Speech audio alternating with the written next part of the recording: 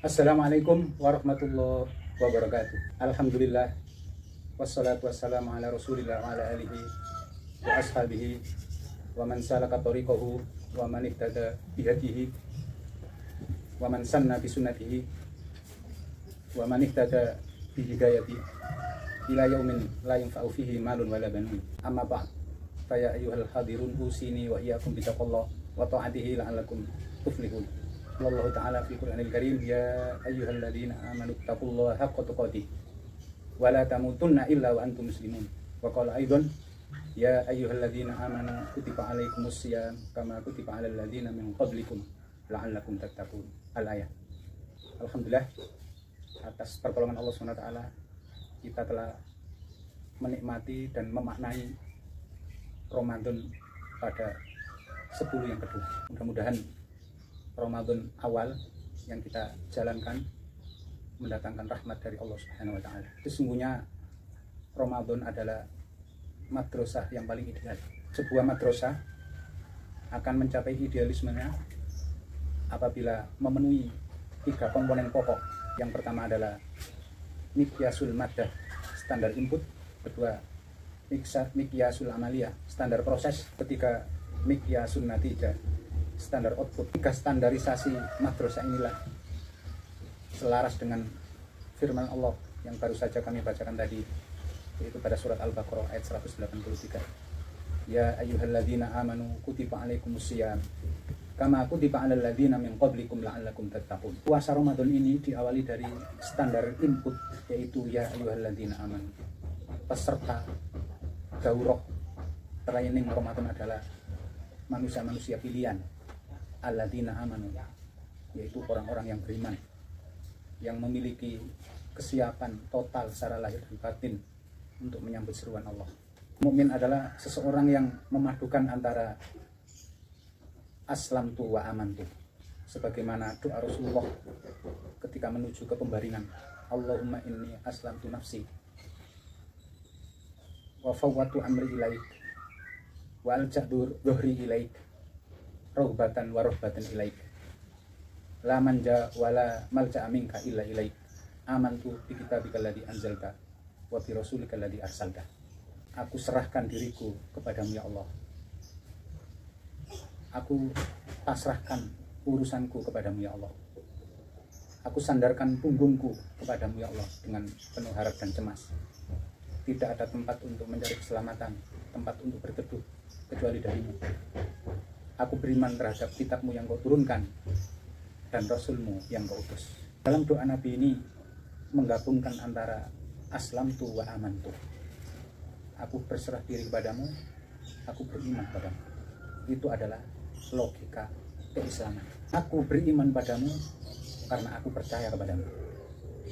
Aku percaya kepadamu, maka aku tunduk kepadamu. Kepercayaan dan ketundukan inilah hakikat dinul Islam. Ketika orang mengatakan beriman kepada Allah tanpa dibarengi dengan ketundukan secara lahir dan batin untuk menyambut seruan Allah, sesungguhnya dia tidak memahami tentang hakikat keislaman itu sendiri. Betapa tingginya kualitas keimanan iblis, bahkan sempat berdialog dengan Allah SWT. Sebelum dijuluki oleh Allah setan dan iblis, maka namanya adalah Azazil, hamba yang tunduk dan taat kepada Allah. Tidak ada sejengkal bumi ini yang tidak dijadikan untuk bersujud kepada Allah. Tetapi ketika mendengar instruksi perintah dari Allah SWT untuk sujud menghormat kepada Adam, aba wastakbara wa kana minal kafirin, Azazil enggan dan sombong, maka dia distempel oleh Allah menjadi orang yang kafir. Karena apa? Keimanan iblis tidak diimbangi dengan ketundukan, kepercayaan yang tidak dibarengi dengan kesiapan untuk diatur. Berarti dia hanya beriman secara teoritis tanpa didukung sebuah bukti. Para ulama mengatakan al-iman tasdiqun bil qalb wa qaulun bil lisan wa amalun bil arkan. Yang dimaksud iman adalah pembenaran di dalam hati, didukung oleh ucapan di lisan, kemudian dipraktekkan dengan anggota tubuh untuk membuktikan keimanannya tersebut. Ini adalah pendapat jumhurul ulama tentang definisi daripada iman. Oleh karena itu, hakikat dinul Islam adalah memadukan akidah wa syariah, iman dan amal, aman wa amilus sholihat. Ketika seseorang beriman pada Allah kemudian menolak syariat, maka sejak saat itulah Abu Bakar alaihissalam memerangi kaum murtadin yang dipimpin oleh Musailamah al-Kadzdzab karena dia menolak syariat zakat. Seorang ulama mengatakan definisi daripada dinul Islam adalah wad'un ilahiyun lidawil uqulis salimah lisolahi ma'asyihim wa ma'adihim. Yang dimaksud dinul Islam adalah aturan Allah yang diperuntukkan bagi orang-orang yang berakal untuk kemaslahatan kehidupan dunia dan kebahagiaan kehidupan di akhirat. Di dalam ayat tersebut yang diseru untuk menjalankan ibadah puasa hanyalah alladzina amanu. Inilah komponen pertama keberhasilan, yaitu miqyasul maddah, standarisasi input. Bagaimanapun keadaan sebuah pendidikan, apabila didukung oleh input yang memiliki hati yang tulus, maka dijamin pendidikan yang akan dilaksanakan mencapai keberhasilan. Yang kedua, standarisasi proses. Kutiba alaikumusiyam, diwajibkan atas kalian untuk berpuasa. Dalam Al-Quran, istilah puasa menggunakan kata asyam dan as-shaum masing memiliki makna. Ketika kita mengatakan asyam, berarti di situ maksudnya adalah al-imsak anil muftirat min tulu'il fajri ila ghurubisy syamsi ibtigha amardhatillah. Menahan diri dari sesuatu yang membatalkan puasa. Al-muftirat, makan dan minum berhubungan dengan suami istri sejak terbit fajar sampai tenggelamnya matahari dalam rangka meraih ridho Allah SWT. Ini adalah puasa secara syariat. Adapun puasa menurut hakikatnya adalah al-imsak anil muhlikah, menahan diri dari hal-hal yang merusak pahala puasa. Sehingga Imam Al-Qusairiyah mengatakan di dalam as-shaum terdiri dari huruf 3. Pertama adalah shad, yang kedua wawu, dan yang ketiga mim. Hakikat puasa adalah as-shamtu, menjaga diri dari ucapan yang kotor. As-shamtu di sini adalah dia. Menurut Rasulullah, salamatul insan min hifdzil lisan, keselamatan seseorang disebandingkan dengan penjagaan terhadap mulut. Warung, membatasi konsumsi. Dengan adanya puasa ini kita dididik oleh Allah SWT membatasi konsumsi kita agar fisik kita istirahat, pencernaan kita juga istirahat selama 12 jam. Insya Allah dengan cara demikian maka akan terjadi reparasi fisik, rekonstruksi rohani. Ketika ada mim al-malaku, menahan diri. Pekerjaan yang paling berat bagi kita semua adalah menahan syahwat, menahan diri dari perbuatan dosa dan maksiat. Itulah definisi as-shaum menurut Imam Al-Qusairi. Ketika siam dan shaum, kemudian qiyam pada bulan Ramadan ini kita lakukan dengan ikhlas dan mengharap ridho Allah SWT, maka dosa-dosa kita akan diampuni, kekurangan kita akan ditutupi oleh Allah SWT. Dengan adanya siam dan qiyam ini akan terjadi revolusi fisik dan mental kita menuju kepada yang lebih baik. Apalagi puasa kita ini kita laksanakan pada bulan Ramadan, memiliki makna panas yang terik. Romido yarmadu Ramadan, karena pada umumnya orang-orang Arab mengalami bulan puasa ini pada musim panas. Kita berharap Ramadan tersebut bisa membakar dosa-dosa yang kita lakukan, yang menempel di dalam perjalanan rohani kita selama 11 bulan yang lalu. Dr. Andes Nubrik di dalam bukunya Rahasia Ramadan mendefinisikan Ramadan tersebut dengan makna pendidikan yang unik, yaitu Ro, Mim, Do, Alif, dan Nun. Ramadan terdiri dari 5 huruf hijaiyah. Yang pertama adalah roh, rahmat. Seorang yang menjalankan siam dan qiyam Ramadan insya Allah akan mendapat kucuran rahmat dari Allah. Yang kedua, maghfirah, dosa-dosanya akan diampuni. Yang ketiga, bifun, amalan-amalan yang dilakukan pada Ramadan dilipat gandakan. Berikutnya, amin-aminan niron, karena puasa Ramadan adalah perisai, maka akan menghindarkan pelakunya dari perbuatan maksiat. Yang terakhir, nur, bercahaya. Ketika seseorang melaksanakan siam dan qiyam imanan wa ihtisaban, maka akan lahirlah pribadi yang bercahaya. Karakternya akan berubah dari yang buruk menjadi baik. Tertipu dengan kenikmatan sesaat, menunda kepada kenikmatan yang bersifat permanen, yaitu nikmat rohaniah. Sehingga dengan adanya puasa Ramadan akan melatih diri kita menjadi pribadi yang insan kamil, pribadi yang sempurna. Sebagaimana firman Allah dalam ayat yang terakhir, "Amaku tiba alal ladzina min qablikum la'allakum tattaqun." Sebenarnya puasa ini bukan pekerjaan yang berat, karena umat-umat terdahulu juga sudah melaksanakan puasa. Tumbuhan, hewan juga melaksanakan perbuatan yang sama. Apa target dari puasa dan qiyam Ramadan? Allah SWT mengatakan, "La'allakum tattaqun." La'alla menurut bahasa Arab artinya litarji, memiliki makna harapan. Tattaqun di sini menggunakan fi'il mudhari'. Artinya memiliki makna al-istimror, terus-menerus. Artinya menuju orang yang bertakwa merupakan proses yang dinamis. Dan orang-orang bertakwa inilah target akhir daripada so'imin.